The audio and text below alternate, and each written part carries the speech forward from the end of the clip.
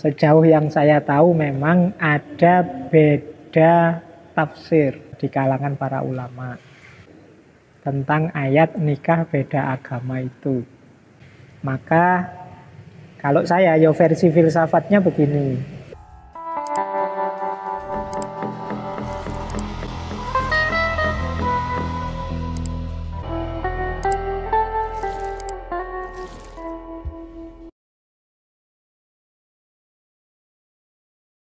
Kalau maunya jawaban halal atau haram, kemudian dan lain sebagainya, tanyanya harus ke ulama fikih.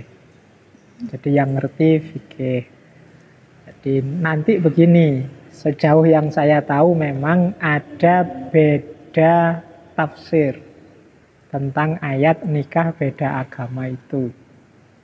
Beda tafsir berarti beda pemahaman tentang apakah boleh saya nikah dengan beda agama. Kalau boleh itu boleh yang laki-laki, yang non-muslim atau perempuan non-muslim dan lain sebagainya. Ini ada beberapa tafsir yang berbeda-beda di kalangan para ulama. Maka kalau saya, ya versi filsafatnya begini. Silahkan orang meyakini sesuai yang dia anggap benar, sesuai yang dia anggap baik. Nah, kalau kebetulan ternyata yang dia hayati itu tidak cocok dengan pengalamannya. Misalnya begini seperti tadi Mas ya. Aku kok ya jatuh cinta dengan yang non-muslim ya. Padahal menurutku tidak boleh aku itu nikah dengan non-muslim. Nah, ini kan problem menurut saya. Itu lepas dari yang fikihnya tadi. Kalau fikihnya monggo teman-teman standpointnya mana. Seandainya kok sudut pandangnya ini ternyata menggelisahkan teman-teman sendiri mungkin. Saya enggak, menurut saya haram itu menikahi non-muslim. Kok ya aku jatuh cinta dengan non-muslim. Ini kan terus jadi problem. Nah ini terus membahasnya kan berarti aspek cinta tadi. Ya kalau bahasanya anak dulu itu selalu bilang ya cinta kan tidak harus selalu memiliki. Kan mesti ngono. Ini ya abot memang. Jadi cinta itu berorientasi keluar kepada yang dicintai, meskipun dimulai di dalam. Kalau posesif, dimulai dari luar, kita masukkan ke dalam. Jadi rutenya sebenarnya berkebalikan. Makanya ada orang bilang, cinta itu tidak selalu harus memiliki. Memang tidak, karena rutenya berbeda. Bahwa dalam mencintai bisa memiliki, alhamdulillah. Tapi kalau tidak, memang ya rutenya beda. Tidak masalah. Nah, apalagi kalau sudah jatuhnya posesif. Posesif itu kan ingin engkau hanya milikku saja, untukku saja, tidak boleh untuk yang lain-lain. Ini berlawanan juga dengan karakternya cinta. Cinta itu harusnya membebaskan, tidak membelem.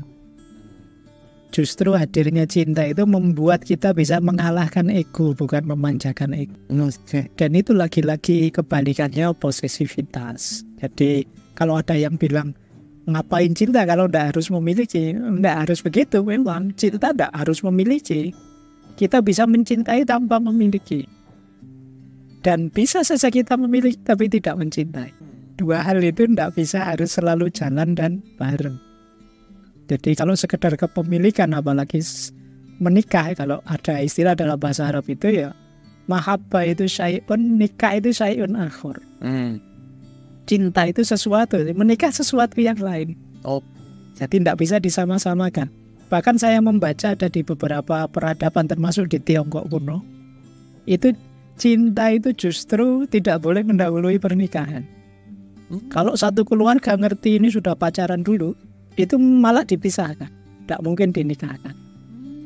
Cara pikirnya begini mereka, mungkin kita tidak cocok dengan itu, tapi cara mikirnya mereka begini. Cinta itu nafsu, sementara pernikahan itu institusi yang mulia. Kalau institusi yang mulia ini diwarnai sebelumnya dengan nafsu, itu nanti bisa mengacaukan tujuan berumah tangga. Cara pikirnya begitu. Jadi bisa mendegradasi nilai-nilai hidup berumah tangga. Nah, jadi ada yang cara pandangnya begini. Jadi maka apakah cinta harus memiliki, cinta melawan posesivitas? Ya, tidak harus juga. Jadi cinta itu justru membebaskan, tidak posesif. bahwa berakhir dengan pernikahan, alhamdulillah kita bisa saling mendukung. Bahkan menikah pun bukan berarti kita saling memiliki, tapi saling bekerja sama, saling mendukung, bukan menghegemoni. Satu-satunya yang ada relasi saling memiliki itu relasi dagang. Beli apa, dapat apa, dengan modal apa. Kalau orang mencintai tidak mikir modal yang aku keluarkan berapa, apa aku untung apa tidak. Karena satu-satunya targetku adalah kebahagiaan yang dicintai. Ya kalau memang tidak boleh sesuai keyakinan kita itu tidak boleh, ya kita harus berjuang untuk tidak ke sana. Jadi kalau itu memang keyakinan kita itu haram, ya jangan ditabrak. Jangan kemudian nyari-nyari yang ringan saja deh, nah boleh dasar deh. Itu padahal keyakinan kita awalnya memang tidak boleh, ya itu kan berarti nabrak keyakinan kita. Terkecuali kalau memang sejak awal ya pendirianku boleh. Jadi, karena nikah itu bagaimanapun litas kuno untuk kita saling tenang. Jadi tidak untuk senang-senang sesaat, tapi untuk biar kita bisa seumur hidup nyaman, tenang, tentram berdua dalam rangka nanti ya tentu saja kembali ilaihi rojiun kepada Allah. Maka bukan berarti dilarang mencintai. Cintailah tetap. Yang dilarang kan menikahinya. Kalau teman-teman ngikuti ngaji filsafat yang sesi cinta itu kan ya memang cinta itu justru menjaga yang kita cintai dari hal-hal yang nantinya akan menyusahkan dia, merepotkan dia, menggelisahkan dia, dan lain sebagainya. Jadi cinta itu justru ada unsur care-nya, pedulinya. Cinta itu tidak hanya passion, mengikuti rasa yang dalam hati, tapi juga peduli. Nanti kalau saya nikahi dia ini ada masalah mungkin di belakang ada. Nah, apalagi saya selain beda agama juga tidak punya kerjaan, selain itu masalah mesti tak jaga dulu deh, enggak dulu. Jadi cintailah tetap meskipun mungkin sesuai keyakinan kita terus tidak kita nikahi. Jadi kalau menurut saya itu kalau ada masalah di bidang ini, yo silahkan teman-teman merujuk yang dipercaya masing-masing. Jadi monggo fikihnya ya tanya ke ulama yang ahli fikih. Setelah itu kok dirasa, wah Pak saya menganggap yang ini haram, tapi kok saya malah jatuh cinta ke situ. Yo siapa yang melarang jatuh cinta? Iya, cinta itu memang anugerah dari Allah kok. Tapi menikahi siapa itu keputusan kita. Nah, maka atas dasar cinta inilah nanti silahkan kamu putuskan engkau nikahi atau tidak engkau nikahi. Sesuai dengan keyakinanmu. Karena saya yakin boleh, ya saya nikahi Pak sebagai ekspresi dari keseriusan cintaku.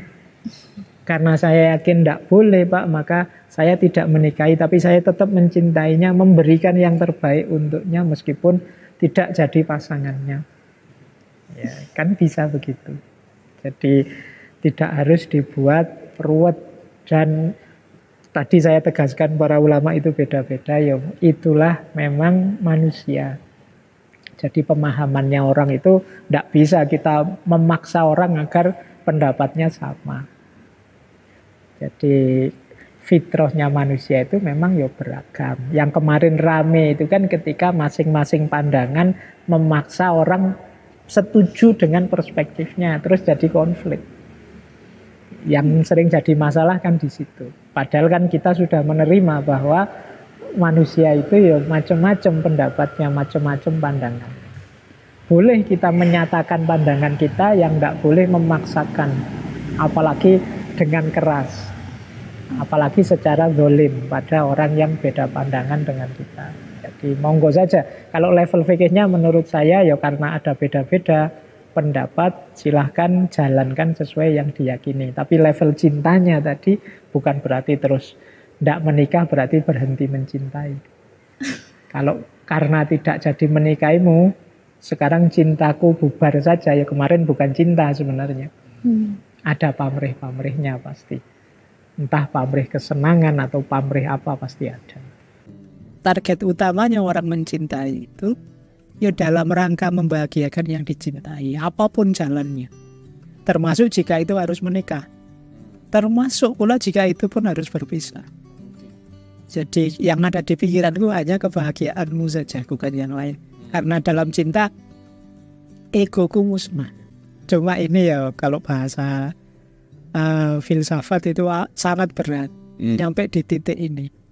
Cuma saya ingin teman-teman belajar ini, kemudian arahkan ideal cinta yang banyak saya katakan itu ke Tuhan.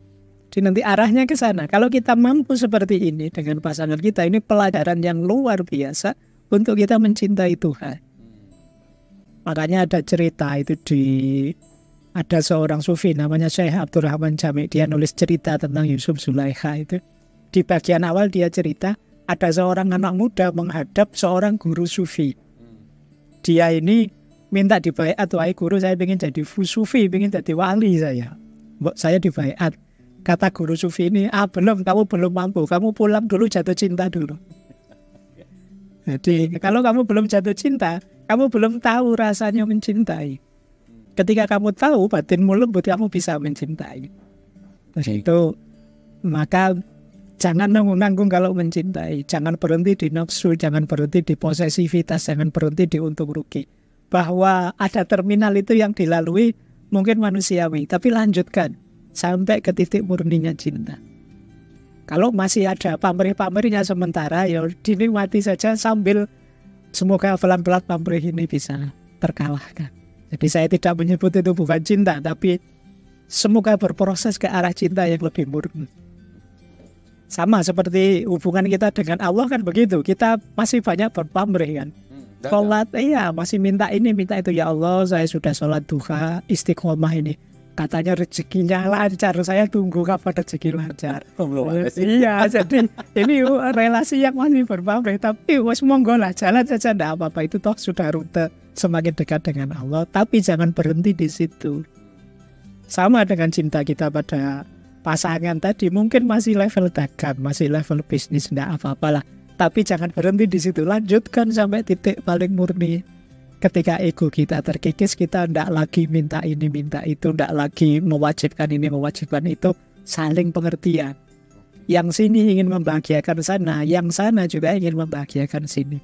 Itu nanti yang kalau istilahnya Plato disebut soulmate. Jadi kita ini utuh ketika bersama, jiwa kita saling melengkapi.